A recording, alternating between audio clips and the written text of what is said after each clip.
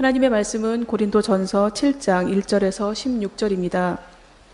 신약성경 270쪽입니다. 고린도전서 7장 1절에서 16절 한 절씩 교독하시겠습니다. 너희가 쓴 문제에 대하여 말하면 남자가 여자를 가까이 아니함이 좋으나 음행을 피하기 위하여 남자마다 자기 아내를 두고 여자마다 자기 남편을 두라. 남편은 그 아내에 대한 의무를 다하고 아내도 그 남편에게 그렇게 할지라. 아내는 자기 몸을 주장하지 못하고 오직 그 남편이 하며 남편도 그와 같이 자기 몸을 주장하지 못하고 오직 그 아내가 하나니 서로 분방하지 말라. 다만 기도할 틈을 얻기 위하여 합의상 얼마 동안은 하되 다시 합하라. 이는 너희가 절제 못함으로 말미암아 사탄이 너희를 시험하지 못하게 하려 함이라. 그러나 내가 이 말을 함은 허락이요 명령은 아니니라. 나는 모든 사람이 나와 같기를 원하노라. 그러나 각각 하나님께 받은 자기의 은사가 있으니 이 사람은 이러하고 저 사람은 저러하니라. 내가 결혼하지 아니한 자들과 과부들에게 이르노니 나와 같이 그냥 지내는 것이 좋으니라. 만일 절제할 수 없거든 결혼하라. 정욕이 불같이 타는 것보다 결혼하는 것이 나으니라. 결혼한 자들에게 내가 명하노니 명하는 자는 내가 아니요 주시라. 여자는 남편에게서 갈라서지 말고 만일 갈라섰으면 그대로 지내든지 다시 그 남편과 화합하든지 하라. 남편도 아내를 버리지 말라. 아버지 사람들에게 내가 말하노니 이는 주의 명령이 아니라 만일 어떤 형제에게 믿지 아니하는 아내가 있어 남편과 함께 살기를 좋아하거든 그를 버리지 말며 어떤 여자에게 믿지 아니하는 남편이 있어 아내와 함께 살기를 좋아하거든 그 남편을 버리지 말라. 믿지 아니하는 남편이 아내로 말미암아 거룩되게 하고 믿지 아니하는 아내가 남편으로 말미암아 거룩하게 되나니 그렇지 아니하면 너희 자녀도 깨끗하지 못하니라. 그러나 이제 거룩하니라. 혹 믿지 아니하는 자가 갈리거든 갈리게 하라. 형제나 자매나 이런 일에 구애될 것이 없느니라. 그러나 하나님은 화평 중에서 너희를 부르셨느니라. 아내된 자여 내가 남편을 구원할는지 어찌 알 수 있으며 남편된 자여 내가 내 아내를 구원할는지 어찌 알 수 있으리요. 아멘. 고린도전서 6장까지는 고린도 교회의 당면 현안이었던 분열과 대립 그리고 도덕적 무질서에 대한 사도 바울의 책망, 당부 그리고 권면의 내용이 들어있었습니다. 오늘 고린도전서 7장부터는 바로 고린도 교회 교인들이 사도 바울에게 서신으로 질문했던 내용에 대한 답변입니다. 1절 말씀 보니까 너희가 쓴 문제에 대하여 이렇게 되어 있습니다. 그러니까 언제인지는 확실히 알 수 없어도 고린도 교회 교인들이 사도 바울에게 편지로 여러 가지 질문했던 내용들이 있었습니다. 그 질문의 주제에 대한 사도 바울의 답변입니다. 그래서 오늘 읽어드린 이 본문은 1절부터 8절 말씀까지는 그리스도인의 결혼 여부, 결혼할 것인가 말 것인가, 결혼한 사람들은 부부 생활을 어떻게 해야 하는가를 다루고 있고, 그 다음에 8절 이후부터 16절까지는 사별한 사람, 남편이든 아내든 먼저 떠나보낸 사람이 재혼을 할 것인가 말 것인가, 혹은 결혼한 사람의 이혼 문제는 어떻게 해야 되는가 하는 바울의 답변을 담고 있습니다. 바울의 이와 같은 답변을 우리가 제대로 알기 위해서는 바로 바울이 고린도 교회에 이 답변서를 보내었던 2000년 전 고린도의 시대적 배경, 사회적 배경을 아는 것이 더없이 중요합니다. 이미 여러 번 언급했습니다마는, 왜냐하면 사도 바울은 2000년 전 특수한 시대 상황에 있는 고린도 교회 교인들에게 써보낸 답변이거든요. 따라서 그 시대적인 답변에 대한 선 이해가 없을 때 자칫 오늘 본문은 현실과 전혀 동떨어진 이야기가 되어버리고 마는 것입니다. 당시 2000년 전에 고린도의 시대적 배경을 생각한다고 하면 2, 3주 전에 말씀드렸습니다마는, 첫째는 온 사회에 만연되어 있던 쾌락 풍조였습니다. 극심한 성도덕의 문란이었습니다. 첫날 말씀드렸습니다마는 고린도에 가면 고린도는 거의 평지인데 해발 575m에 아크로 고린도가 있다고 했습니다. 서울도 그 바다면하고 거의 비슷하지 않습니까? 이 평지에서 남산은 겨우 262m인데 얼마나 남산이 높아 보입니까? 평지에서 남산 2배의 아크로 고린도라고 하면 그 산은 정말 높겠죠, 그죠? 그 높은 산에 아프레디테, 비너스 신전이 있는데 그 신전 안에 여사제만 이 당시에 1,000명이 있었다고 했습니다. 그 여사제들은 모두 창녀들이었다고 했습니다. 그러니까 고린도 교회 교인들은 거기에 가서 제사를 드리고 그 여사제들과 종교의 이름으로 성의 쾌락을 추구하는 것입니다. 그들은 신과의 합의를 성적 쾌락 추구로서 구현할 수 있다고 잘못 생각을 했던 것입니다. 그렇게 되기에는 바로 그 당시에 그 사회에 풍미했던 그릇된 사조, 사상들의 문제도 있었다고 했습니다. 바로 에피큐로스 철학 같은 거, 철저한 쾌락주의 철학이었습니다. 이를테면 인간은 물질의 결합체, 단순한 원자의 결합체에 지나지 않는다는 거예요. 그리고 죽음은 물질의 해체입니다. 이 물질 덩어리인 인간이 존재에 대한 불안을 갖는다거나 죽음에 대해서 공포를 갖는 것 자체가 사실은 불필요한 거라는 거예요. 따라서 그 존재에 대한 불안이나 죽음에 대한 공포는 본능, 쾌락을 추구함으로 극복할 수 있다는 사상이었습니다. 따라서 그들에게 쾌락의 추구, 성도덕의 문란은 죄가 아니라 인간을 구원시키는 해결책이 된 것이었죠. 또 그릇된 사상 중에서 영지주의가 있다고 했습니다. 인간을 영과 육을 동시에 지닌 전인적인 존재로 생각하는 것이 아니라 영 따로 육체 따로 완전히 분리해서 이원론적으로 생각을 했습니다.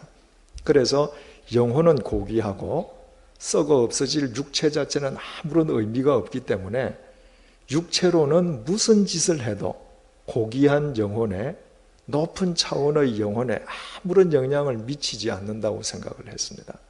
그러니까 그들에게 있어서도 쾌락의 추구는 전혀 죄책감을 가져다 주지 않았던 것이죠. 그와 같은 쾌락주의가 만연되어 있었고요. 두 번째로는 그와는 정반대의 극단적인 금욕주의가 또 있었습니다. 바로 이 금욕주의의 뿌리도 영지주의예요. 영지주의자들이 영혼은 고귀하고 육체는 저급하기 때문에 육체의 본능을 따라서 무슨 짓을 해도 영혼에는 영혼을 미치지 않는다고 생각하던 자들은 쾌락주의자가 되었는데, 똑같은 영지주의 안에도 영혼은 고귀하고 육체는 저급하기 때문에 영혼의 순결성을 지니기 위해서는 육체가 요구하는 것은 무엇이든지 거부해야 된다고 생각하던 사람이 있었습니다.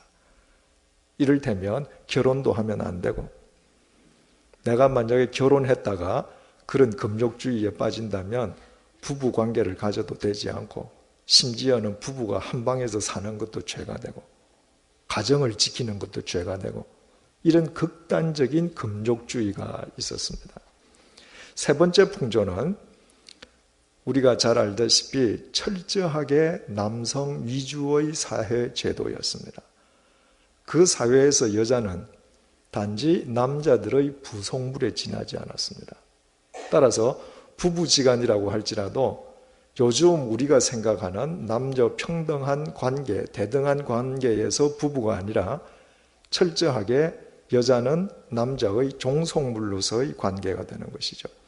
네 번째 풍조는 임박한 종말 사상이었습니다. 예수님께서는 분명히 마지막 종말 날이 언젠지는 예수님도 모르신다고 그러시지 않았습니까? 종말이라고 하면 두 가지 의미가 있죠. 우리의 개인적인 종말입니다. 우리가 언젠가는 이 세상을 다 떠나지 않습니까? 그러나 지금 말씀드린 이 종말은 우주적인 종말, 역사가 끝나는 순간. 그런데 당시의 기독교회 교인들 사이에서도 그 종말의 정확한 날은 예수님이 결정하시지만, 그러나 그 종말이 거의 모두가 다 자신들의 당대에 올 것이라고 확신하고 있었습니다. 초대교회 교인들도 거의 다 마찬가지였습니다. 심지어는 사도 바울도 그렇게 생각하고 있었던 근거들이 나타나고 있습니다. 이를테면 로마서 13장 11절에 사도 바울이 종말에 대해서 이야기하면서 이렇게 얘기합니다. 또한 너희가 이 시기를 알거니와 자다가 깰 때가 되었으니 이는 이제 우리의 구원이 처음 믿을 때보다 가까웠음이니라. 바로 그 시기가 이제 가까워서 우리가 깰 때가 되었다. 사도 바울도 종말이 지금 임박하고 있었다고 생각을 한 것입니다. 본문 26절 말씀 보니까요, 내 생각에는 이것이 좋으니 곧 임박한 환난으로 말미암아 사람이 그냥 지내는 것이 좋으니라. 예수님께서 마태복음 24장에서 설명하실 때 종말 때가 오면 환난과 더불어 종말이 온다고 말씀하시지 않았습니까? 그래서 늘 초대교회 교인들은 환난하면 종말이고 종말하면 환난이거든요.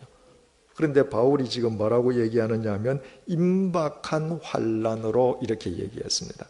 그러니까 바울도 자신들의 생애에 날짜는 몇 월 며칠인지 모르지만 곧 다가온다, 이렇게 믿고 있었던 것이죠. 베드로 역시 마찬가지입니다. 베드로전서 4장 7절이 이렇게 증거합니다.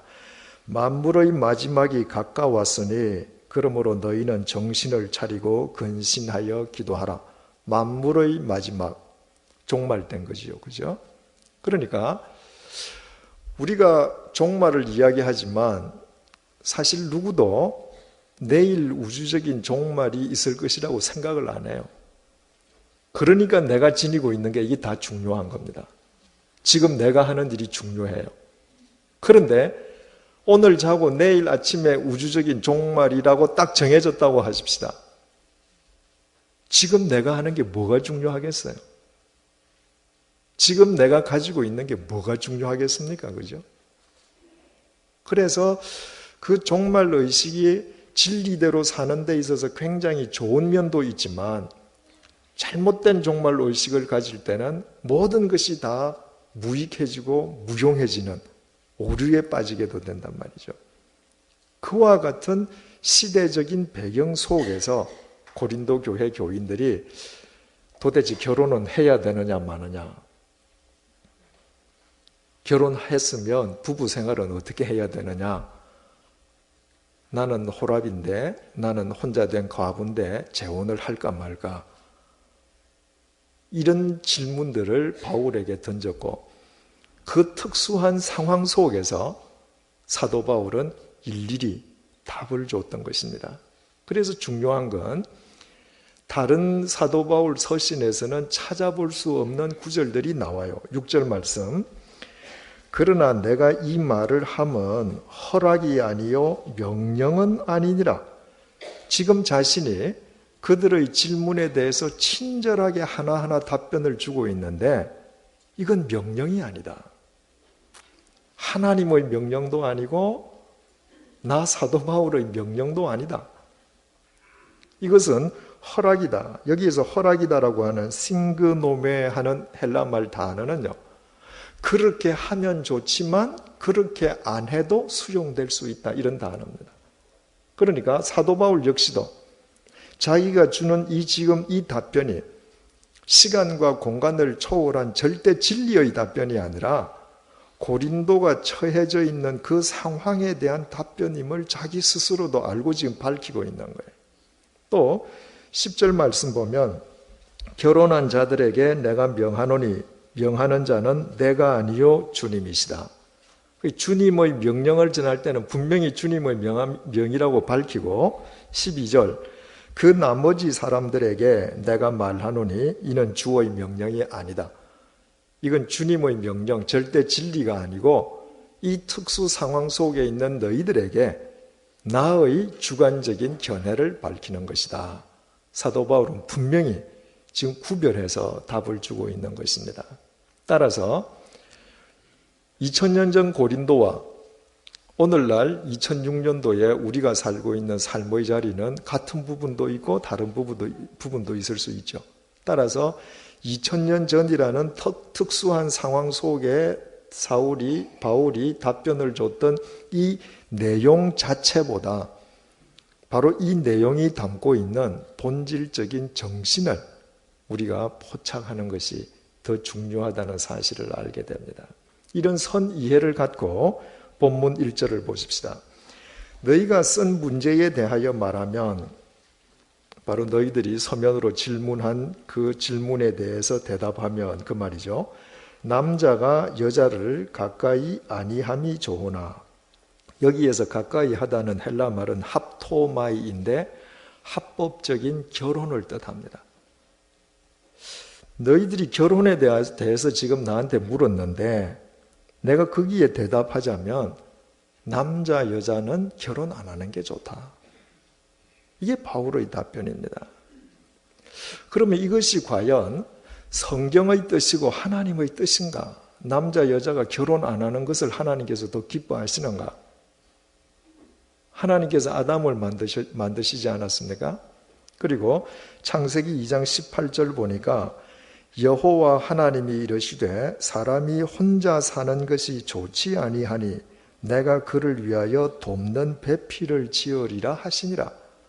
하나님께서는 사람이 혼자 사는 것을 좋아하시지 않습니다. 사람의 독처하는 것을 좋아하시지 않았기 때문에 여자를 지어주시고 너희들 서로 배필이 되어서 한 몸을 이루고 살라. 그게 결혼이거든요. 하나님께서는 분명히 결혼하라고 하셨는데 사도 바울은 왜 하나님의 뜻을 거스르고 남자 여자가 합법적으로 결혼하지 않는 것이 좋다고 말하는가? 아까 설명드린 시대적인 배경을 보면 이해가 되죠. 바울 역시도 임박한 종말을 믿었던 것입니다.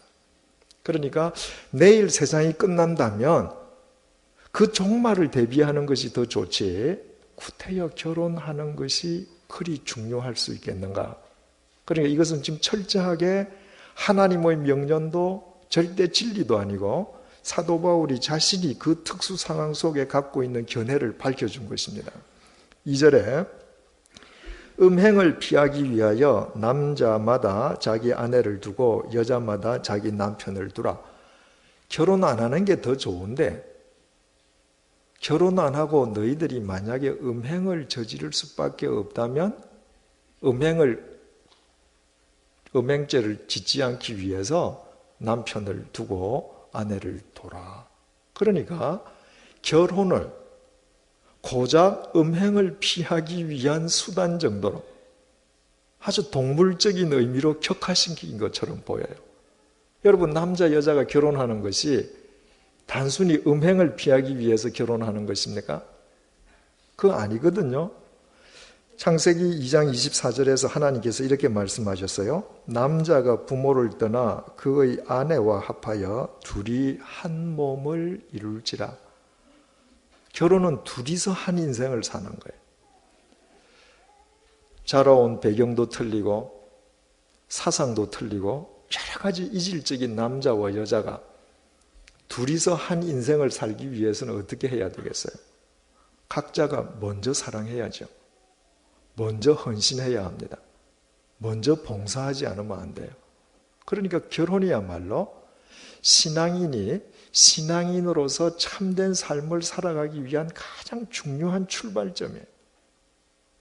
그 거룩하고 신성한 결혼을 사도 바울은 고작 안 하는 게 좋고 음행을 정 못 이기거든 결혼하라라고 이야기했단 말이죠. 우리는 이해할 수 있죠. 왜 그렇게 대답했는지. 그 시대 자체가 쾌락주의가 만연해서 그냥 아무하고나 성관계를 갖는 것에 대해서 아무 죄의식이 없던 시대란 말이죠. 그러니까 바울은 임박한 종말을 생각한다면 종말을 준비하고 혼자 순결하게 사는 것이 더 좋겠지만 이 세상 사람들처럼 그렇게 음행하면서 살 바에야 결혼하는 것이 낫다. 이해가 되셨죠? 이제 이 말의 뜻이. 3절 남편은 그 아내에 대한 의무를 다하고 아내도 그 남편에게 그렇게 할지라. 여기에서 의무라고 하는 이 헬라 말이 오페일렌이라고 하는 헬라 말 단어가 쓰여 있는데 이것은 채무, 빚을 의미합니다. 무슨 빚? 육체 관계에서의 빚이에요. 그러니까 여기에서 남편은 아내에 대해서 의무를 다하라, 이 말은 열심히 번 것 벌어서 부양의 책임을 다하라 그 말이 아니라 육체 관계에 있어서 남편으로서의 의무를 다하라. 여러분, 이것은 2000년 전에는 정말 혁명적인 이야기인 것이죠.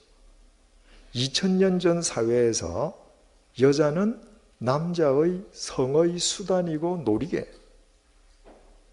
성에 관한 하는 모든 것은 남자의 권리고 여자는 의무만 있습니다.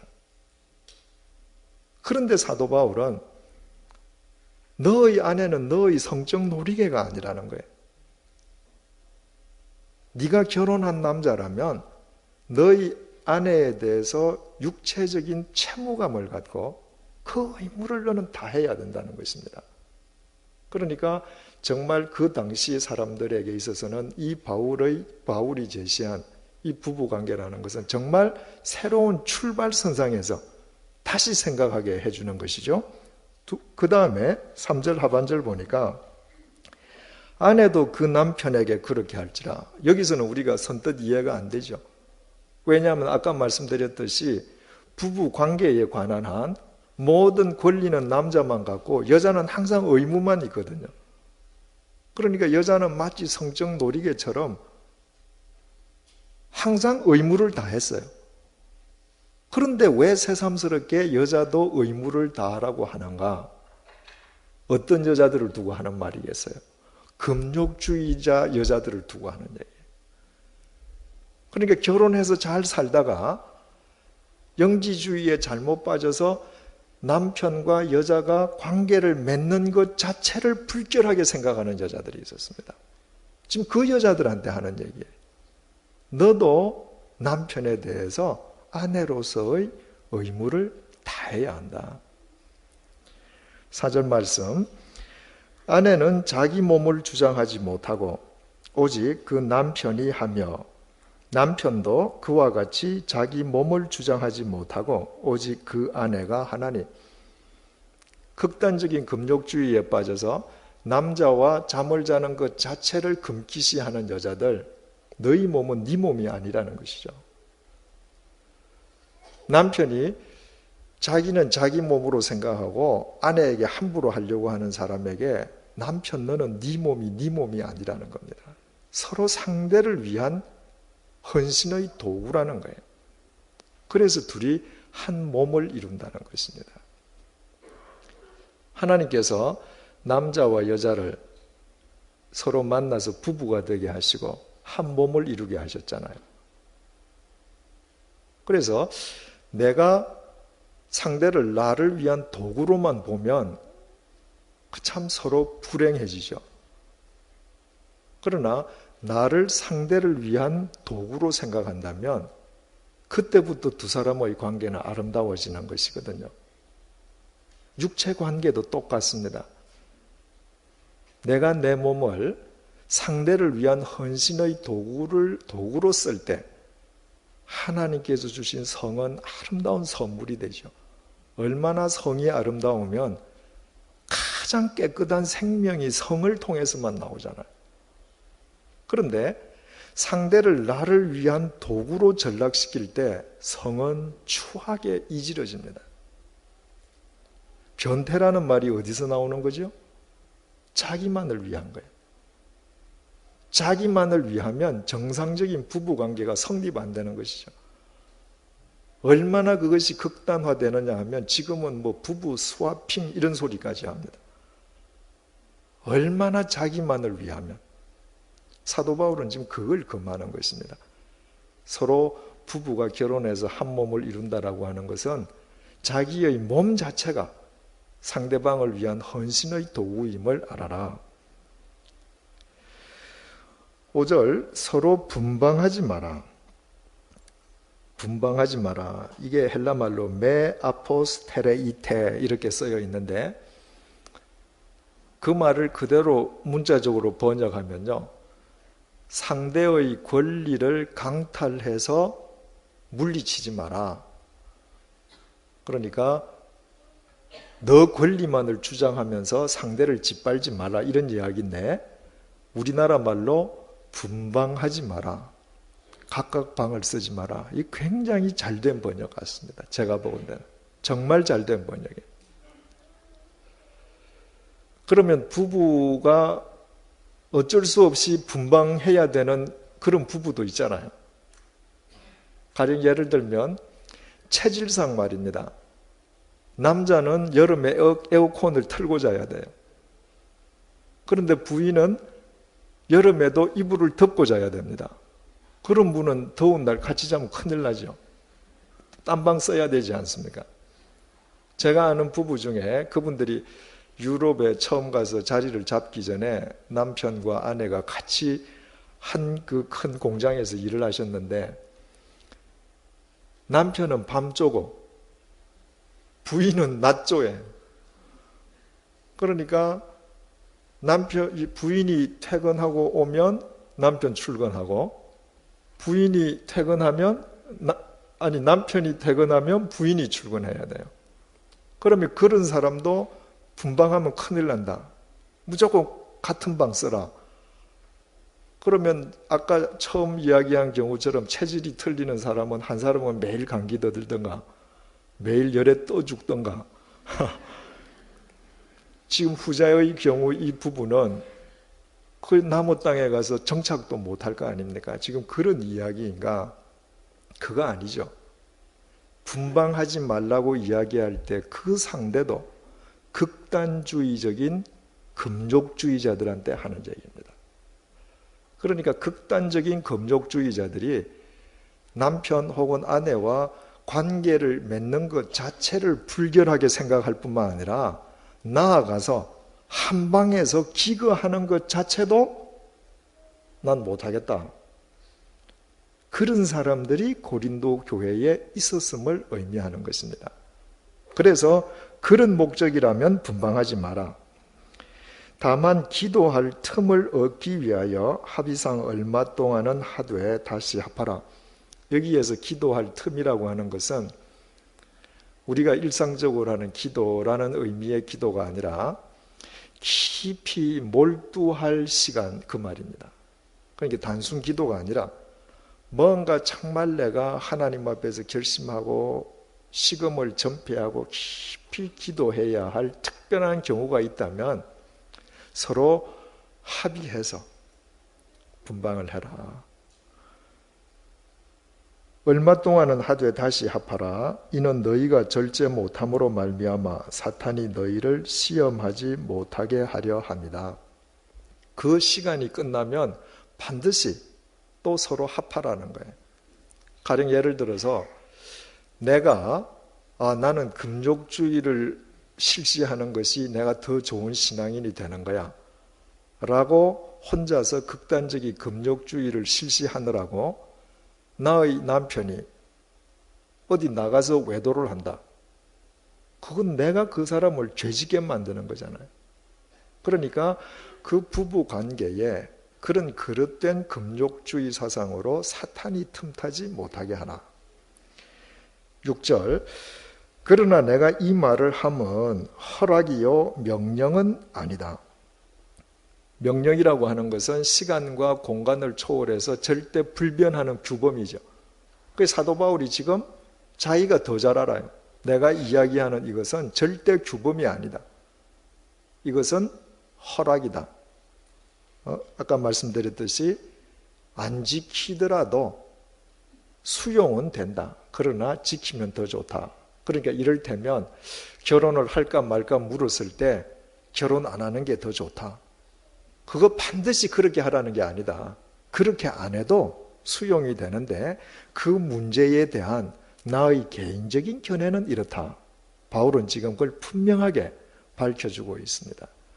바로 우리가 바울을 존경하고 바울을 위대하게 생각하는 그 경우가 위대하게 생각합니다만은 그 이유 중에 하나가 바로 이런 면에서도 또 이유가 되는 것이죠. 정말 자기가 주님으로부터 받아서 확실한 것은 확실하게 얘기하지만 자신의 개인적인 것을 이야기할 때는 분명히 이건 개인적인 것이다 라고 밝히고 얘기하는 것이죠.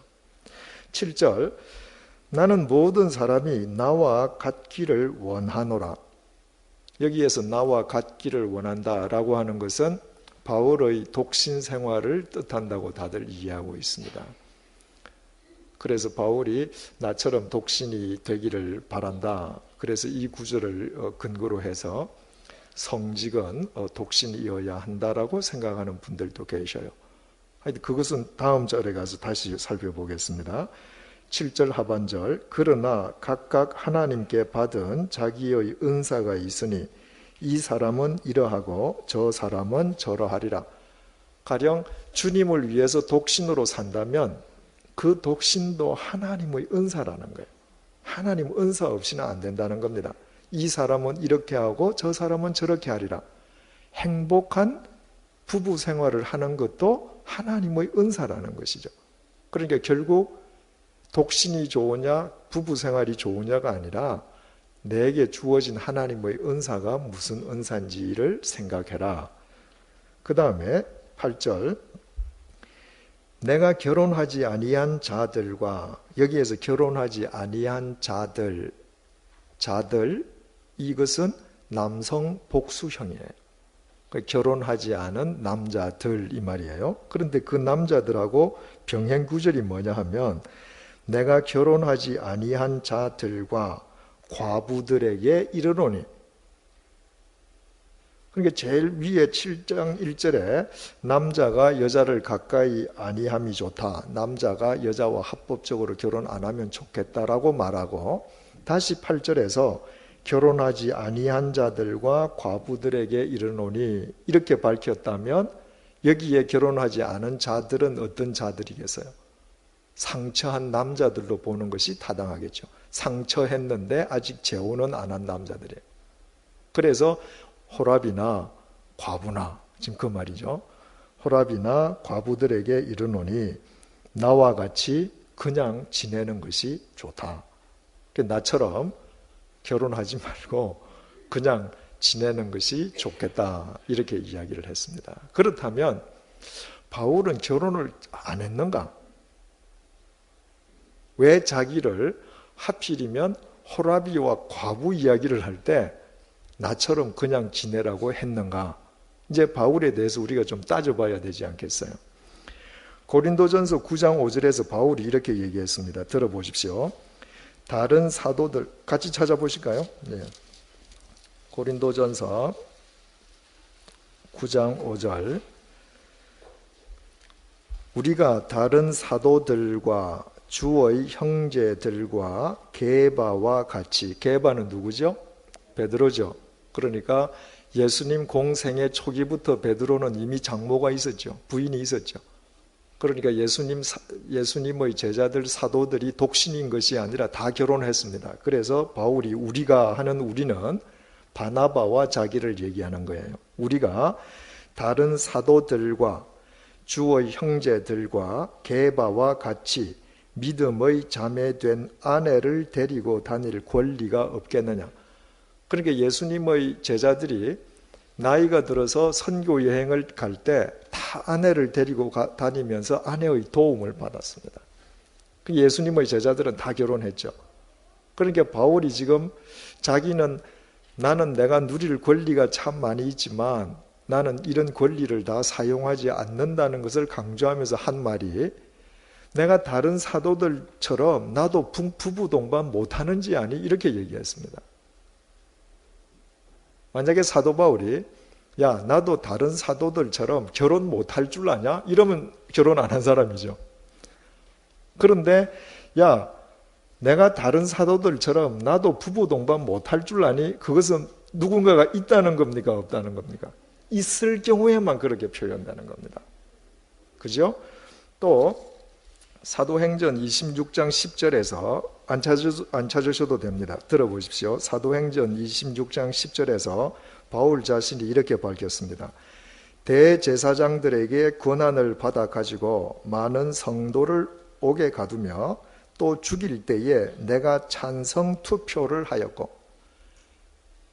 자신이 예수 그리스도 믿는 사람들을 핍박할 때 대제사장의 공문을 갖고 가서 색출했을 뿐만 아니라 그들을 죽일 때 자기가 찬성하는 가표를 던졌다. 그래서 이 구절이 바로 사도 바울이 회심하기 전에 산헤드린 의회 공회원이었다고 생각을 합니다. 그때 자기가 찬성표를 던졌다는 거예요. 산헤드린 공회원이 되기 위한 전제 조건이 총각은 안 됩니다. 결혼한 사람만 돼요. 뿐만 아니라 유대인들의 관습상 20세 이상의 성인이면 결혼은 의무사항입니다. 사도 바울이 10대 때 예수님 부르심 받지 않았지 않습니까? 그가 다마스카스로 갈 때 그는 이미 20대 장정이거든요. 그래서 사도 바울이 그 나이 때까지 결혼 안 했을 리가 없는 것이죠. 따라서 모든 것을 통틀어서 사도 바울에 대해서 생각할 때 가장 설득력 있는 견해는 사도 바울은 결혼을 했었지만 어떤 이유에서인지 상처를 한 뒤에 사도 바울은 혼자서 계속 주님의 부르심을 받을 때까지 살았다. 그래서 혼자 사는 여자, 혼자 사는 남자들에게 당신들도 나처럼 그냥 지내는 것이 좋겠다. 이렇게 설명을 했습니다. 왜 그냥 지내는 게 좋겠다고 설명했을까요? 임박한 종말 사상을 생각할 때 구태여 하나님께서 내 짝을 한번 데리고 가셨으면 그만이지 그 종말 대비하지 않고 또 새삼스럽게 뭘 다시 시작할 필요 있겠는가? 바울은 지금 그렇게 권면했습니다. 9절 만일 절제할 수 없거든 결혼하라. 정욕이 불같이 타는 것보다 결혼하는 것이 나으니라. 혼자 지내는 것이 좋지만 그러나 절제할 수 없으면 재혼해라. 아까하고 똑같은 얘기죠. 임박한 종말을 생각하면 혼자 지내는 것이 좋지만 혼자 살면서 쾌락이 만연한 이 세상 풍조에 빠질 바에야 차라리 재혼하거나. 10절 결혼한 자들에게 내가 명하노니 명하는 자는 내가 아니요 주시라. 이것은 분명히 주님의 명령으로 바울이 밝혔습니다.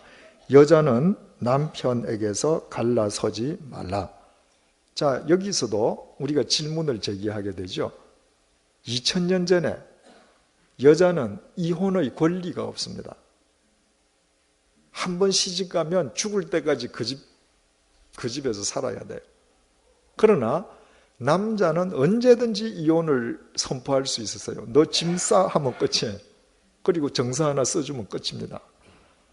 그러니까 만약에 예수님께서 이야기를 하시려면 남자들한테, 사도 바울이 이야기하려면 남자들한테 너 함부로 그러지 말라 이래야 되는데, 이렇게 이야기해야 되는데 여자는 남편에게 갈라서지 말라. 그럼 어떤 여자들을 두고 이야기하는 거예요?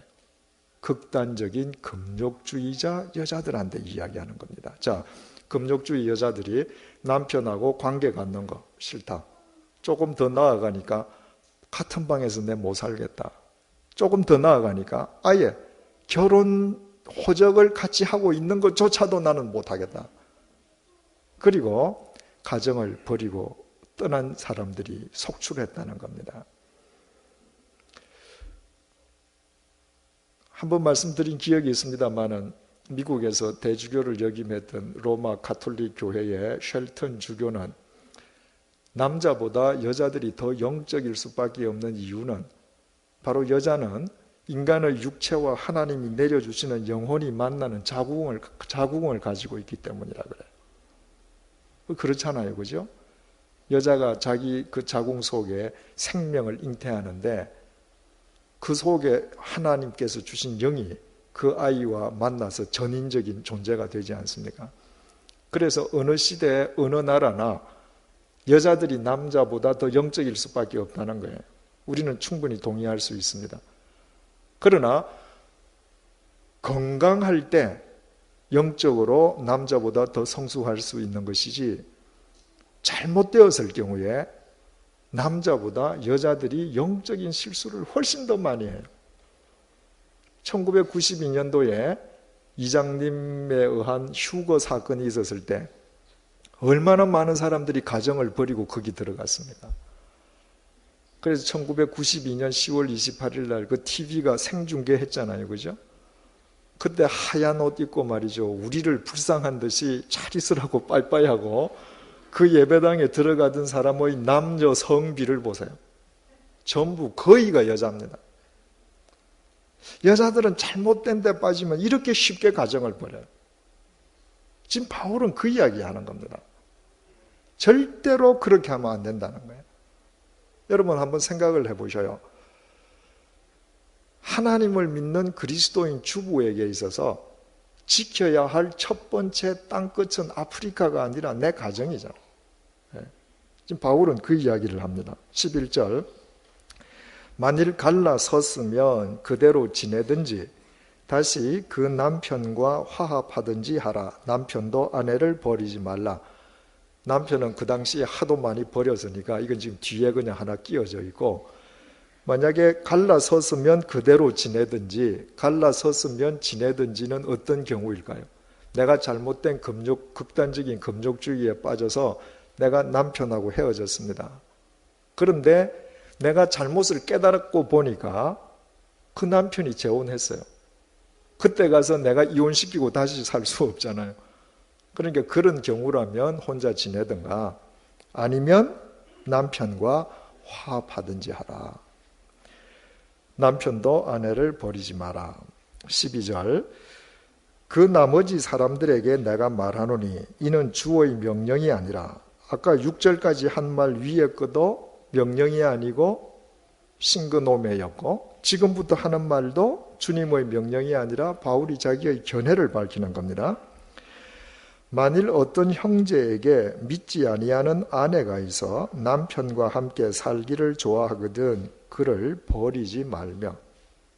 그러니까 지금 불신자와 함께 사는 부부의 경우를 이야기하는데, 이 경우는 불신자와 결혼한 경우일 수도 있겠지만 바울이 고린도 가서 복음을 전하고 거기에서 교회를 세우고 고린도를 떠난 지 지금 몇 년 되지 않아서 이 편지를 쓰지 않습니까? 그러니까 부부 가운데에 지금 한 남자가 먼저 믿은 거예요. 그리고 여자는 도대체 복음에 관심이 없어요. 교회는 안 다니는데 이 여자가 남편은 좋아해요. 그 경우라면 갈라서지 마라. 13절 어떤 여자에게 믿지 아니하는 남편이 있어 아내와 함께 살기를 좋아하거든 그 남편을 버리지 말라. 거꾸로 여자는 믿고 남편은 도대체 교회 문턱에 발도 안 넣으려고 하는데 예수 안 믿는 것만 빼고는 부부 사이에 문제가 없어요. 그 경우에 버리지 마라. 왜냐하면 믿지 아니하는 남편이 아내로 말미암아 거룩하게 되고 믿지 아니하는 아내가 남편으로 말미암아 거룩하게 되나니, 바로 하나님께서 믿는 여자, 믿는 남편, 너를 통해서 믿지 않는 네 남편, 네 아내를 구원하실 수 있지 않느냐. 그래서 함부로 갈라서지 마라. 그렇지 아니하면 너희 자녀도 깨끗하지 못하니라. 섣불리 만약에 잘못 생각하고 헤어졌을 경우에 그 부부 사이에서 난 자녀들에게도 심령의 상처와 얼룩이 지지 않겠어요. 그러니까 그러지 마라. 그러나 이제 거룩하니라. 상대가 안 믿지만 그러나 믿음 안에서 하나님께서 그를 거룩하게 만들어 주실 줄로 생각하고 함께 살아간다면 하나님께서 그 자녀도 지켜주시지 않겠느냐, 그 말이에요. 15절 혹 믿지 아니하는 자가 갈리거든 갈리게 하라. 형제나 자매나 이런 일에 구애될 것이 없느니라. 지금 남자가 믿든 여자가 믿든 안 믿는 상대, 그 상대 배우자가 난 너처럼 예수쟁이하고 살기 싫다는 거예요. 그렇게 해서 만약에 헤어지자라고 할 때는 헤어져라. 그런 일에는 절대 구애받지 말라. 구애받지 말라고 하는 이 헬라 말이 둘로인데, 이제까지는 그런 생각에 종처럼 갇혀 있었더라도 더 이상 종으로 갇혀 있지 마라. 그러니까 이 역시도 2000년 전에 사도 바울이 정말 혁명적인 선언을 해준 겁니다. 그런데 사도 바울이 이것은 어디까지나 자기의 견해임을 밝히고 분명히 이야기를 했습니다. 그런데 그 뒤에 이렇게 말을 첨가를 했습니다. 그러나 하나님은 화평 중에서 너희를 부르셨느니라. 아내 된 자여 내가 남편을 구원할는지 어찌 알 수 있으며 남편 된 자여 내가 내 아내를 구원할는지 어찌 알 수 있으리요. 그러니까 믿지 않는 사람이 같이 살기 원치 아니할 경우에 갈라서는 것에 대해서 전혀 구애받을 필요가 없지만, 그러나 혹 하나님께서 나를 통해서 내 상대 배우자를 구원하실 수도 있으므로 그러므로 신중해라. 이러고 바울이 끝을 맺습니다. 우리 이 성경은 보면 16절이 구원할는지 어찌 알 수 있으리요. 그리고 17절 오직 주께서 이렇게 되어 있어서 16절 17절이 연결되는 것 같은데 헬라 말로는 16절에서 단락이 딱 끝나요.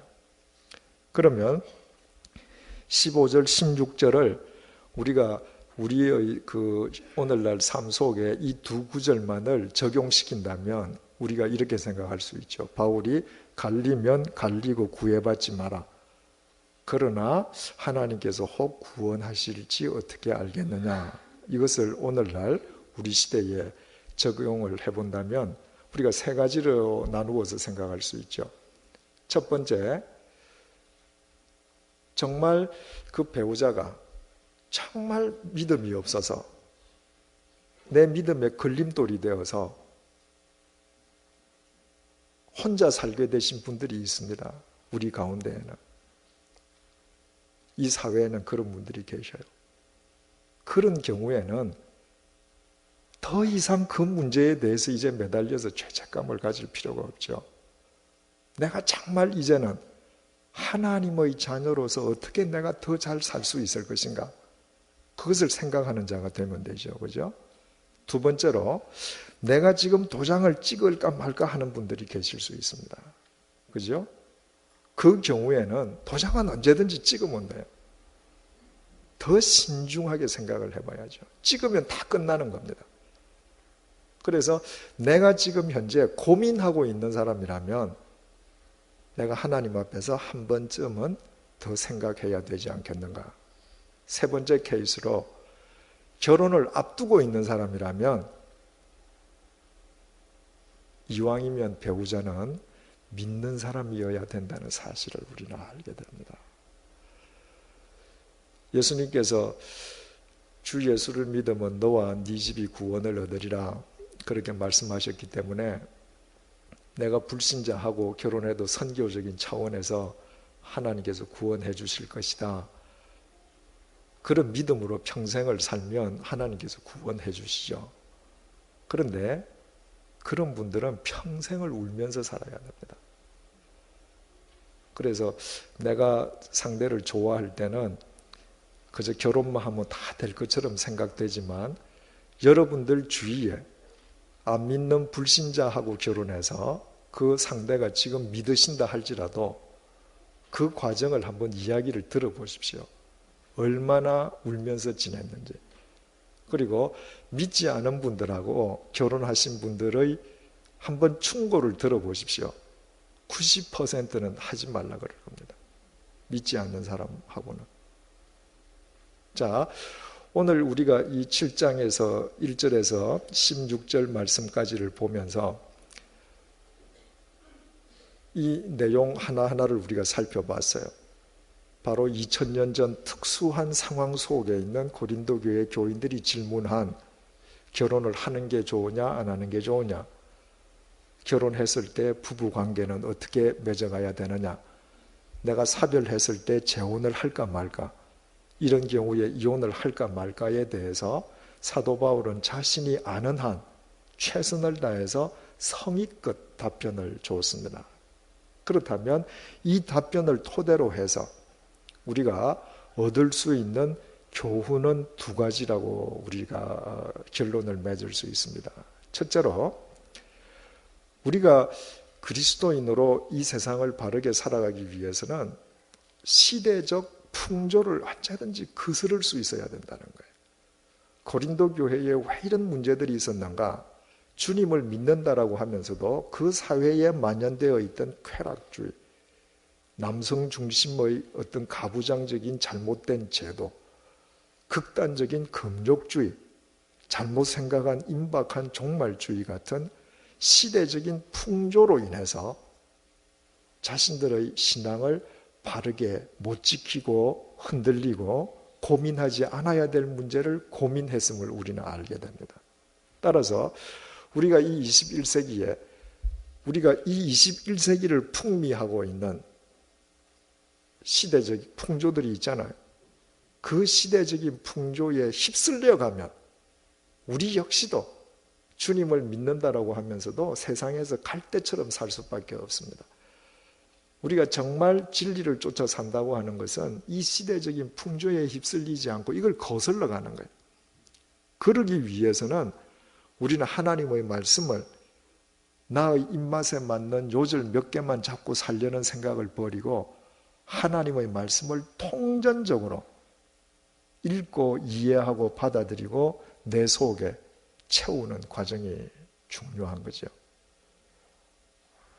이제 오늘 우리 저녁에 상결례를 위한 새로 구역이 개편되어서 구역 상결례를 위한 구역장 공부를 갔는데 연말에 이 주말에 각 구역별로 이제 모임을 갖게 되지 않습니까?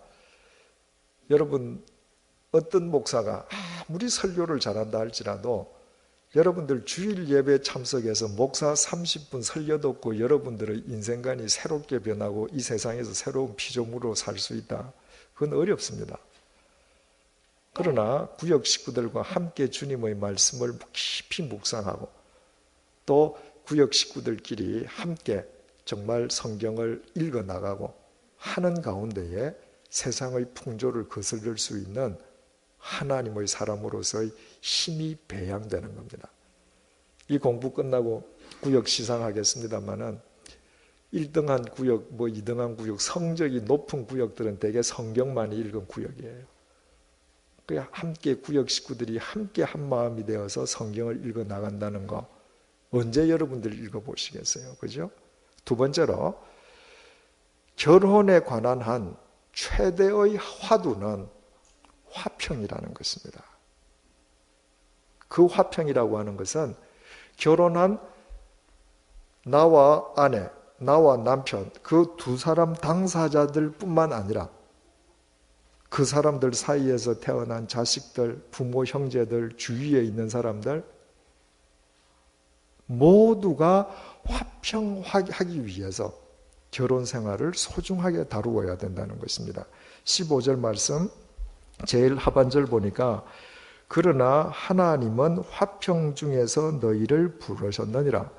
여기에 부르셨다라고 하는 헬라 말 칼레오가 직설법 능동태로 기록이 되어 있는데 헬라 말은 문법적으로 능동태 직설법은 1회의 행동을 뜻하는 게 아니라 반복을 뜻합니다. 하나님께서 화평 중에서 너희를 계속 부르고 계신다는 거예요. 따라서 내가 결혼했다. 그러면 나를 통해서 나의 배우자를, 나의 자식을, 내 부모 형제를, 며느리를 통해서, 사위를 통해서 계속 부르고 계신다는 거예요. 그래서 내가 하나님과 화평한 그리스도인으로 살아간다면 그 하나님과의 화평은 사람과의 화평으로 드러나야 되는데 그 화평은 나의 결혼과 관련되는 사람과의 사이에서 드러나면서 그것이 확산되어 가는 것이죠. 다른 예를 들어서 아까 사도 바울이 이야기했듯이 갈리려면 갈리게 해라. 그런데 구애받지 마라. 여러분 세상에는 정말 술 먹고 자식을 때리고 행패 부리는 남편들이 있습니다. 그런 남편과 헤어졌다고 하십시다. 그 사람이 아, 나 혼자 편하구나. 그러고 살면 헤어진 의미가 없는 거죠. 내가 헤어지고 나서 오히려 내 자식이 더 평화를 누리게 살도록 내가 해주고, 내 주위에 있는 사람이 그 사람 때문에 누리지 못한 평화를 누리도록 내가 평화의 도구가 되어준다고 하면 지나간 일에 대해서 그리 길게 없어지겠죠. 그죠? 내가 결혼을 하는데 내가 사별을 했는데 나만 좋기 위해서 재혼을 했다. 그래서 그 결혼 때문에 마음을 아파하는 사람들이 있다. 그건 그 아픔은 참 시간이 오래 가겠죠. 그죠? 그런데 내가 사별을 해서 재혼을 하는데 내 주위에 있는 사람, 자식도 형제도 아, 이거 정말 그렇게 해서 더 하나님의 화평을 누릴 수 있게 되었다. 그 재혼은 얼마나 아름다운 연합이 되겠어요. 그죠? 또 내가 결혼해서 내 남편과 아내와 정말 화평함으로 해서 믿지 않는 사람들까지도 아, 정말 부부가 살아간다는 것은 저런 화평을 경작하는 거구나. 피스메이커가 되는 거구나. 그렇게 생각하고 할 수 있게 된다면 그 결혼은 얼마나 복된 결혼이 되겠습니까? 그래서 결혼의 최대의 화두는 늦게 했느냐, 빨리 했느냐, 누구하고 했느냐, 부자로 사느냐 아니냐, 그건 아무 상관이 없는 것이고 화평을 경작하는 관계에 있느냐 아니냐로 행불행이 결정이 되는 것입니다. 여러분들께서 결혼을 하셨건 아니면 결혼을 앞두고 계시건 아니면 어떤 연유이든 간에 혼자 사시든 상관없이 오늘 이 밤이 바로 여러분들 주위, 여러분들 사람과의 화평을 재점검함으로 새로운 출발점, 인생의 출발점이 될 수 있기를 주님의 이름으로 축원드립니다. 기도하십시다. 하나님 아버지, 고린도 교회 교인들은 주님을 믿고 복음을 받아들였습니다. 그러나 그들은 2000년 전 그 시대, 그 사회를 풍미하던 시대적 풍조에서 헤어나지 못해서 여러 가지 면에서 삶의 혼돈을 겪었습니다. 하나님, 21세기 오늘날 이 세상은 물질이 하나님의 자리에 앉아 있습니다. 육체의 미모로 사람들이 모든 것을 결정하려고 합니다. 하나님, 이 시대적인 풍조를 거슬러 올라갈 수 있도록 우리가 정말 통전적으로 하나님의 말씀을 먹고 마시고 받아들이고 그 말씀으로 우리의 심령을 채워갈 수 있도록 도와주옵소서. 그리하여 이 세상에 흔들리는 그리스도인이 아니라 이 세상을 변혁시키고 새롭게 하는 진리의 사람으로 우리 모두 살아갈 수 있도록 도와주옵소서. 오늘 이 밤을 통해서 결혼한 사람이든 아니면 결혼을 앞둔 사람이든 또 혼자 사는 사람이든 우리 모두 우리 자신들의 결혼 또 우리 주위에 있는 사람들과의 화평의 관계를 생각하게 해주셔서 정말 감사합니다. 하나님, 나로 인해서 이 세상 그 누구도 고통받는 일이 없도록 우리를 지켜주옵소서. 나로 인하여 내 주위에 있는 사람들이 하나님의 평강을 알게 도와주시고 그들의 심령 속에 심령 깊은 곳으로부터 샘솟는 평화의 맛을 볼 수 있도록 우리를 평화의 도구로 써 주옵소서. 오늘 이 밤이 우리 모두 함께 살아가는 사람들과 더불어 새로운 화평의 첫 출발을 하는 귀한 계기의 밤이 되도록 은총으로 함께하여 주옵소서. 예수님 이름으로 기도드립니다. 아멘.